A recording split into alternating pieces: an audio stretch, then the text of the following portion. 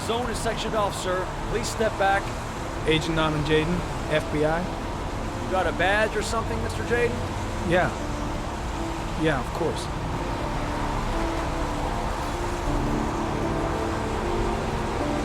Check. You can pass. I'm looking for Lieutenant Blake. Is he around? I saw him arrive earlier. He's here somewhere. Thanks.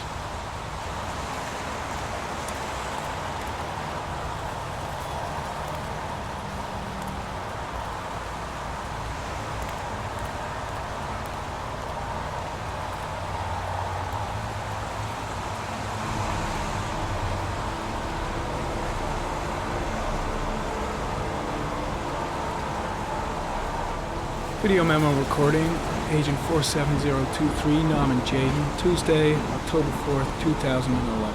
Time is 8:14 a.m.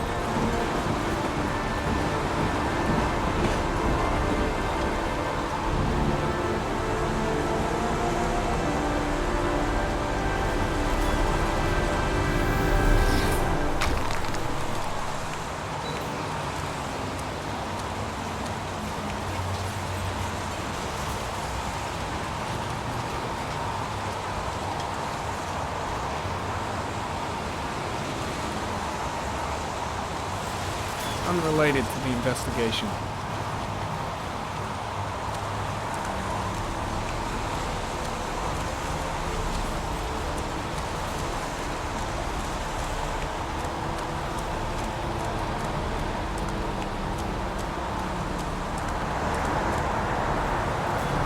When did they find the body? Excuse me, but who are you exactly? Norman Jayden, FBI. If you want to ask questions, you should speak to Lieutenant Blake, sir. Is that a coffee you're drinking there? There's some in the thermos behind you. Help yourself.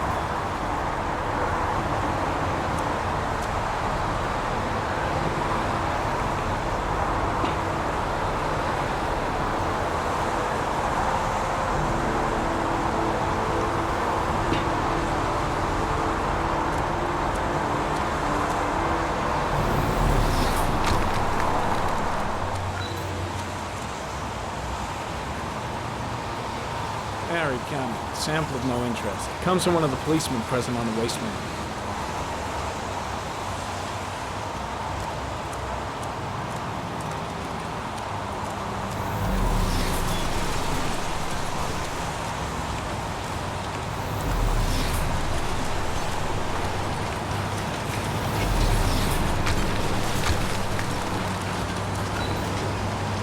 Harry, comment. Traces of blood on the railroad track. The blood report indicates an advanced and long-lasting state of exhaustion.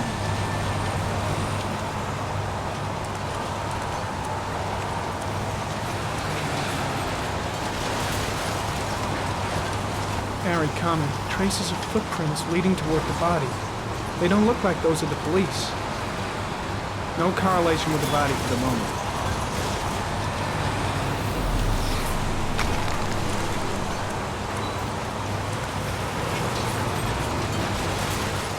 Harry, comment. Traces of blood detected on the fence behind the railroad line.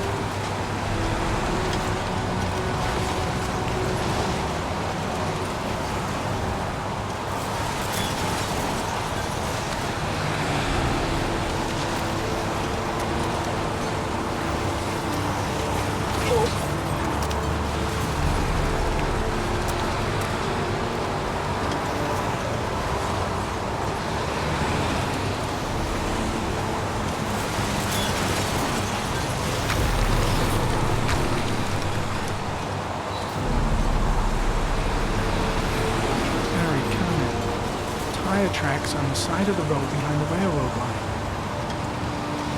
It may be the killer's car.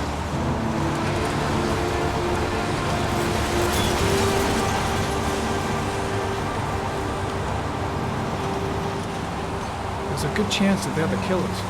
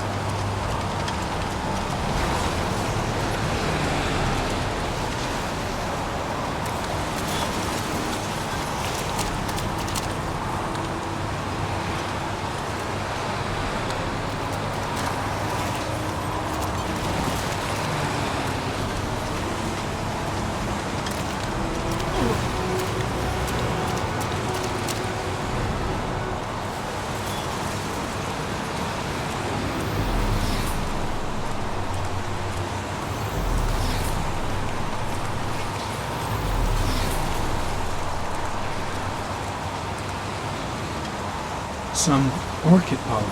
The concentration of pollen in the air is quickly decreasing because of the rain, but it gets higher in the direction of the body.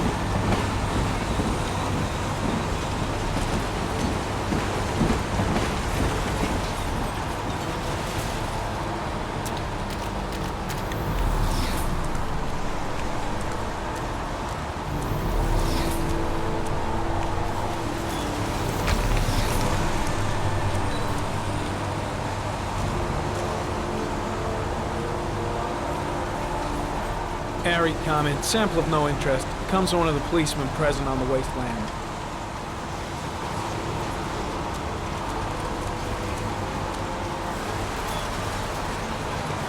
Hey! You there! What are you doing?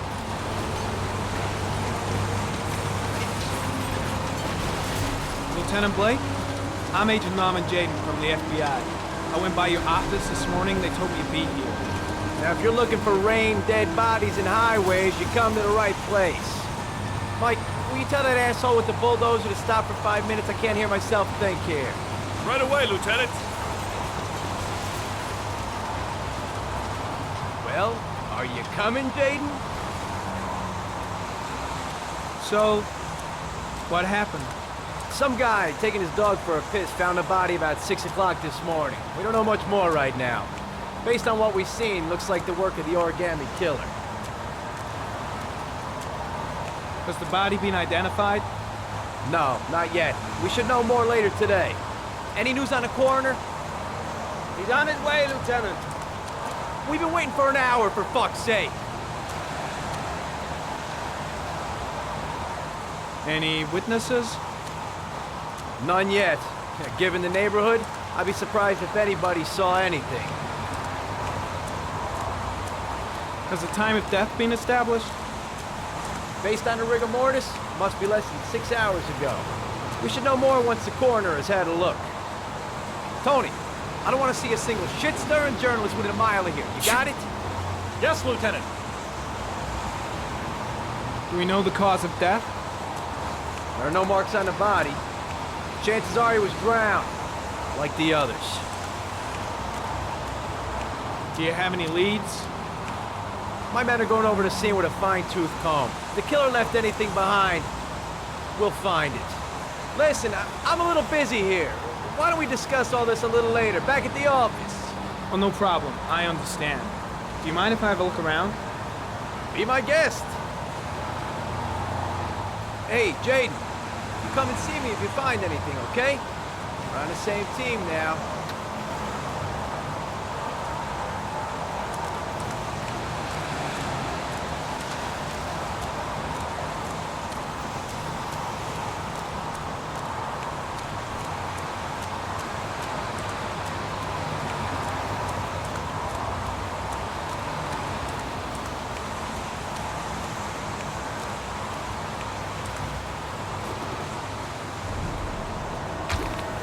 Harry comment, the victim is lying on his back.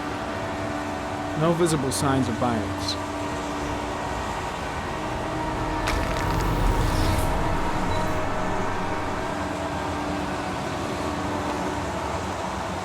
An orchid was placed on the victim's chest.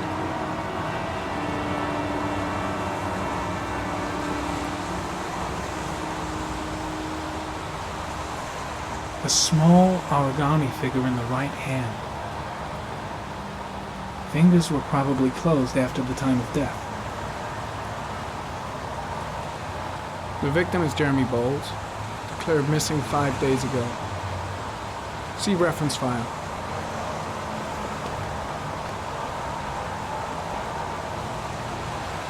Superficial wound on the right thigh. The blood is identical to that on the fence.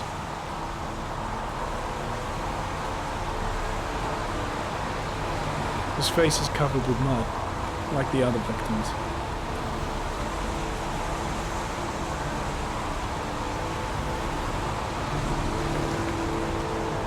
Think I've seen all there is to see.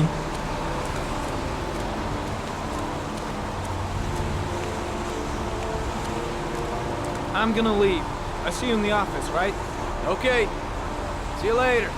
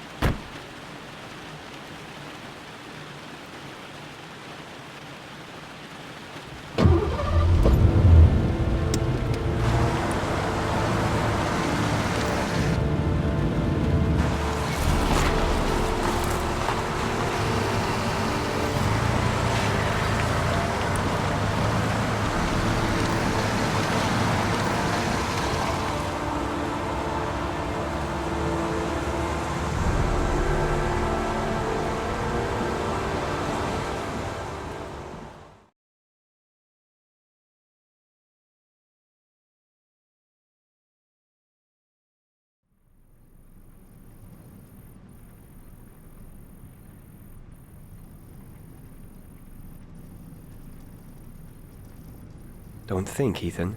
Give me the first idea that pops into your head.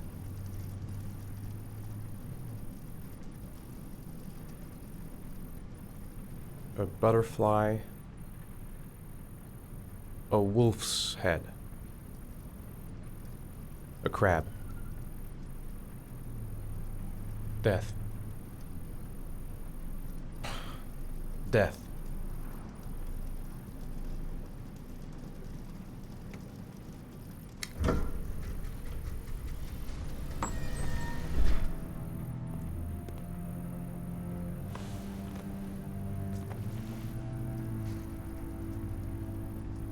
I have the results of your MRI scans.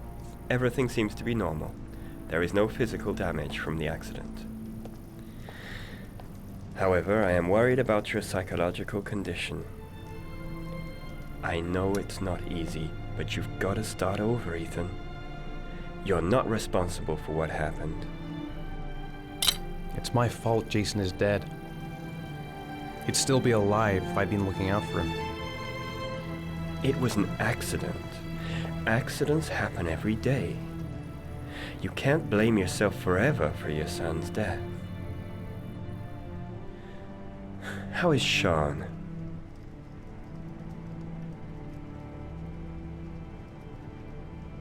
He's a very solitary kid, you know, very focused within himself. He's really close to his mother. With me, he's more distant. And what about you, Ethan? What do you feel?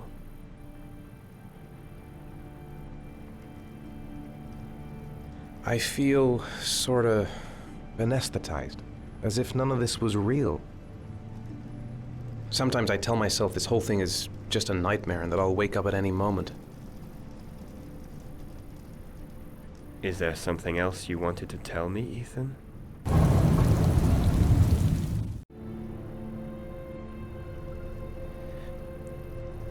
I sometimes have these blackouts. Times when I don't know what I'm doing. I recover consciousness sometime later, but I'm someplace else. And I have no idea how I got there. Do you think this could be related to the accident? You suffered a massive concussion and were in a coma for 6 months. We really don't know what effect a shock like that can have on the brain. That's the end of this session. We'll continue this conversation next week. You were lucky, Ethan. It's very rare to survive such a traumatic accident. I don't exactly feel lucky, Doctor.